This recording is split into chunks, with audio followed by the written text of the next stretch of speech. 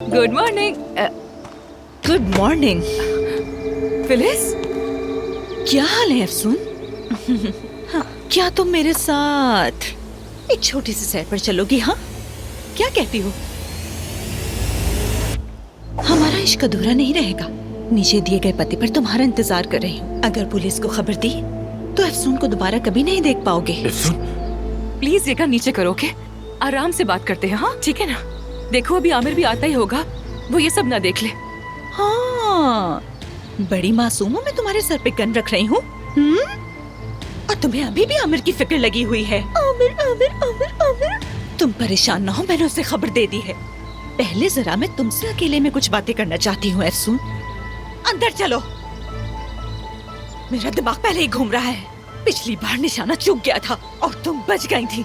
होशियारी की तो दफना दूंगी। चलो आगे बढ़ो।